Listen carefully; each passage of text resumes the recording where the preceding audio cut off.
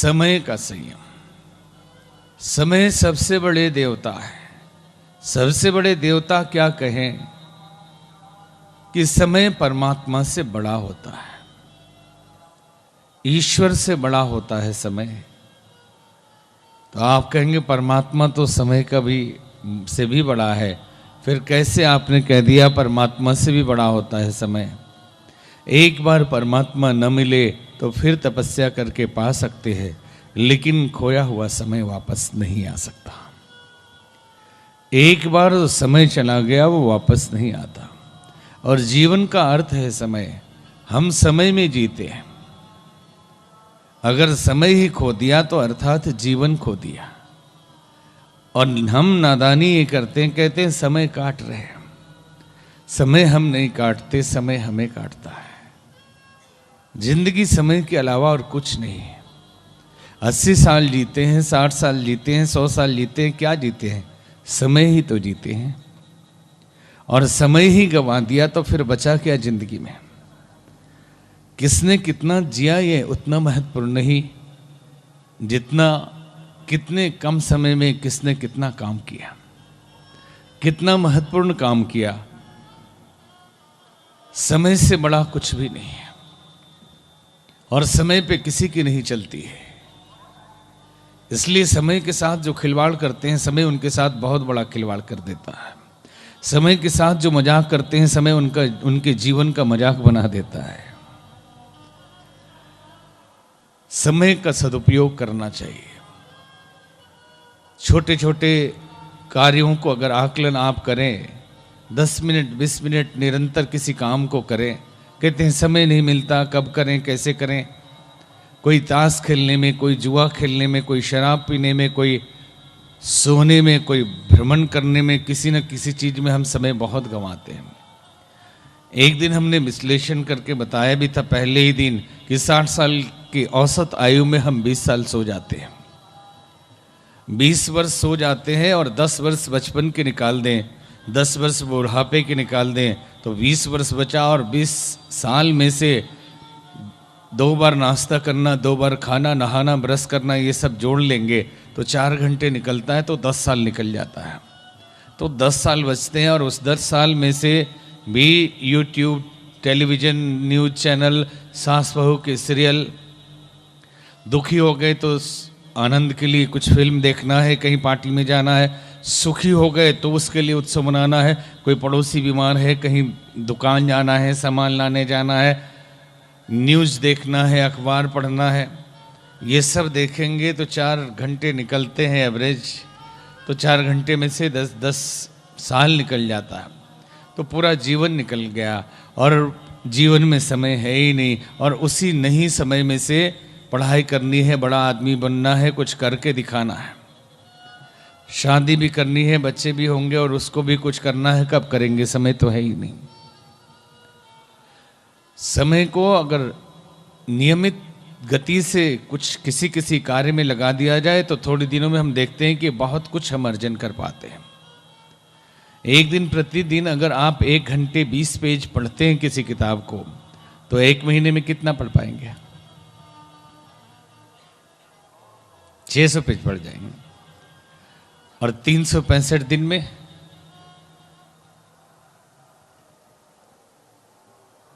7000 से ज्यादा हो जाएगी ना। तो कितनी किताबें आप 1 साल में, सिर्फ 1 घंटे तो ऐसे भी हम गंवा देते बैठे बैठे। तो किसी चीज को रेगुलर नियम बनाकर किसी काम को सीखने के लिए, करने के लिए अगर फिक्स कर दे तो देखेंगे थोड़े दिन में हम कितनी लाइब्रेरी पढ़ गए, कितने विद्वान हो गए, या कितनी भाषाएं सीख गए, या कितने नए काम कर लिए, जिंदगी में कुछ खास कर लिया। तो समय का सदुपयोग एक ये सूत्र है। अब इसमें बिना समय के सदुपयोग किए कोई महानता के शिखर तक पहुंचता नहीं। थोड़ी आज बुखार है ज्यादा, तबीयत ठीक नहीं है, फिर भी आपको धीरे धीरे कुछ बताते हैं कि हर आदमी महानता की बीज लेकर पैदा होता है। हर आदमी महापुरुष बनने के लिए ही इस धरती पे आया है। परमात्मा की संतान है और परमात्मा उसके लिए सारी प्रकृति और सारे वैभव उसने उपलब्ध कराया। और चाहत भी हमारी होती है सबकी, कुछ को छोड़ के एकदम प्रमादी कोई हो, उनको छोड़ करके हम भी उस श्रेष्ठ पथ पे चले, श्रेष्ठता का वर्ण करें और हम भी लक्ष्य को प्राप्त करें।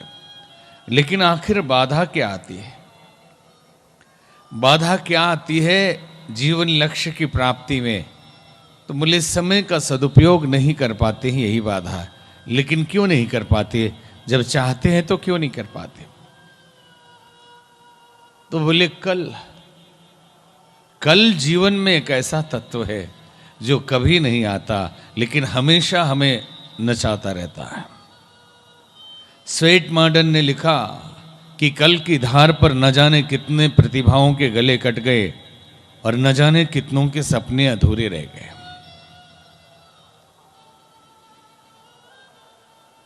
कल वो आकाश कुसुम है जिसे कभी किसी ने नहीं देखा, कल होता ही नहीं है और हम कल पे चलते रहते हैं।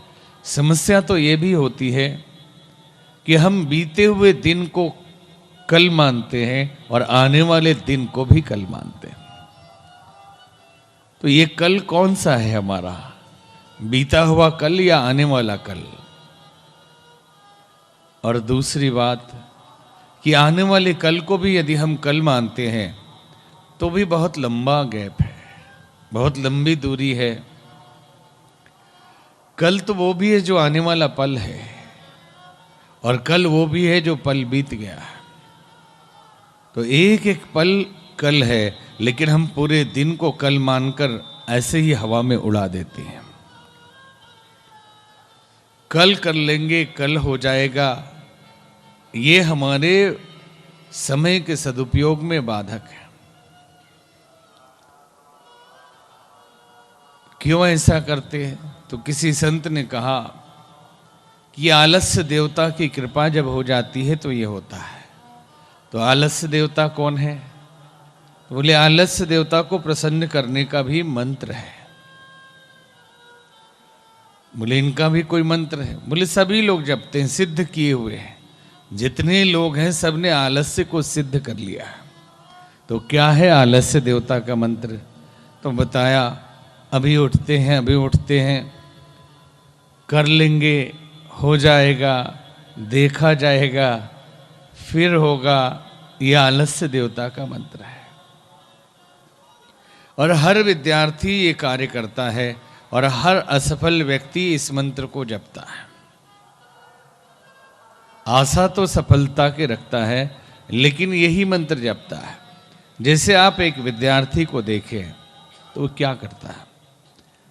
जो असफल है, जो 100% नहीं प्राप्त कर पाया, तो उसके जीवन में ये तत्व जरूर मिलेगा कि अभी तो पार्टी में चले जाते हैं, अभी तो खेल लेते हैं, अभी 2 घंटे के बाद से पढ़ लेंगे, फिर आया लौट के तो अभी तो थक गए हैं, चलो रात में पढ़ लेंगे और आज पूरी रात जग लेंगे, कोई दिक्कत नहीं है।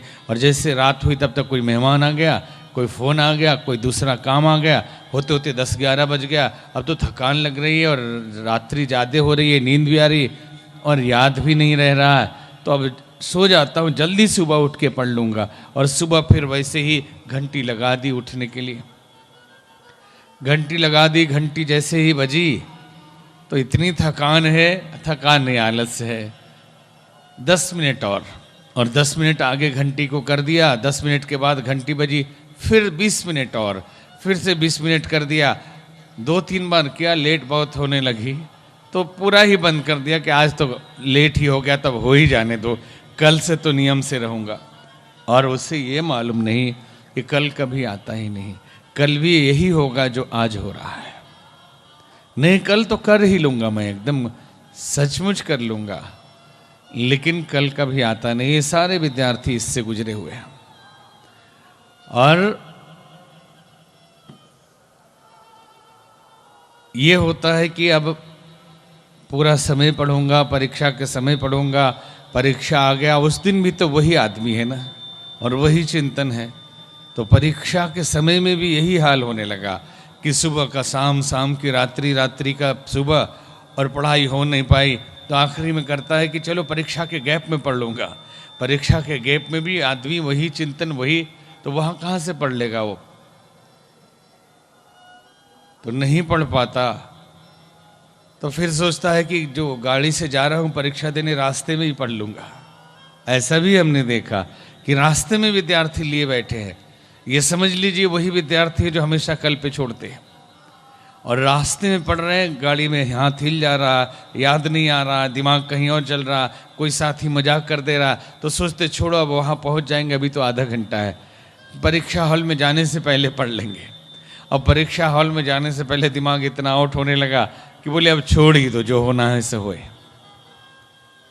लगभग सबके साथ यही होता है। और ये क्या है? कल। आलस्य देवता की उपासना जो लोग करते हैं उनके जीवन में समय की यही गति रहती है, समय की दुर्गति रहती है। तो आलस्य से जितना बचें, और उसका एक ही तरीका है कि अभी करें। पहले के जमाने में सिखाया जाता था कि काल करे सो आज कर, आज करे सो अब, पल में प्रलय होएगा, बहुरी करेगा कब। कि कल करे सो आज कर, आज करे सो अब, प्रलय कभी भी आ सकता है, जीवन नाशवान है, फिर कब करेगा। और आजकल क्या कहते हैं? आज करे सो कल कर, कल करे सो परसों, इतनी क्या जल्दी है, जीना है बरसों। आज करे सो कल कर, कल करे सो परसों, इतनी क्या जल्दी है, जीना है बरसों, ये आजकल कहते हैं। मतलब आलस्य देवता को सिद्ध करने वाले उपासक है, पूरी मंडली है। आलस्य ने एक बार एक शैतान को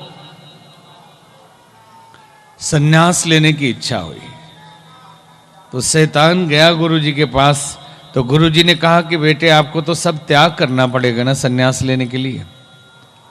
तो त्याग कर दूंगा। क्या है तुम्हारे पास? तो बोले आतंकवाद है, दुर्घटना है, बेईमानी है, करप्शन है, यही सब मेरे पास है।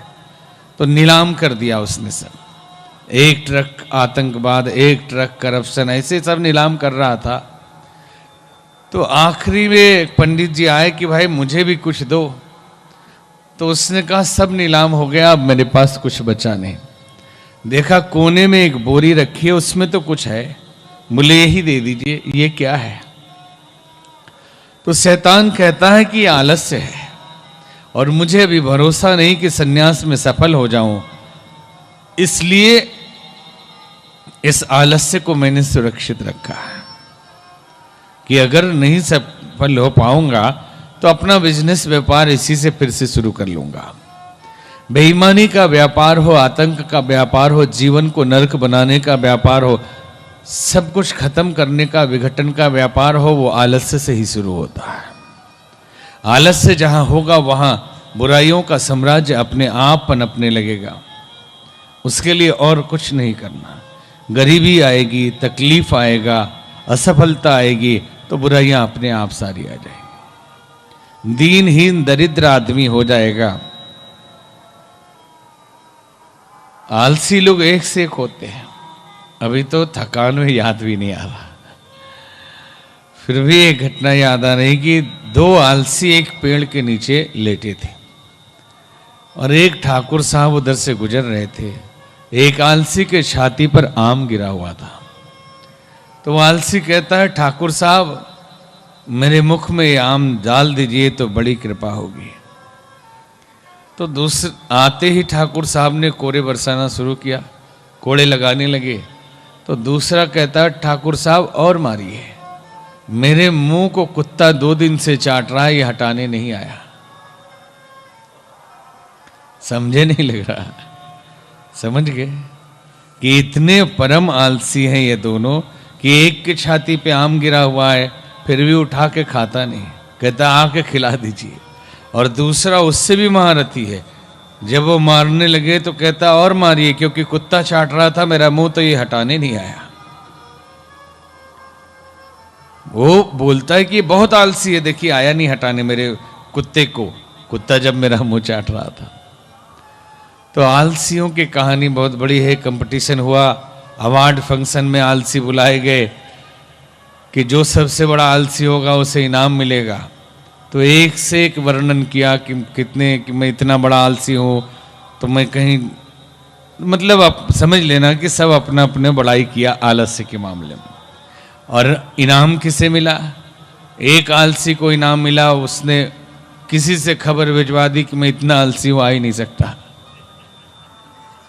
ये लोग तो आके बताने लगे कि इतना बड़ा हम आलसी हैं। उसने कहा तुम आलसी नहीं हो, पहुंच तो गए, मैं आलसी हूं, असली इनाम का हकदार। तो समय बड़ी चीज है, लक्ष्य बनाकर गोल निर्धारित करके और उसके अनुकूल समय का सदुपयोग करना चाहिए।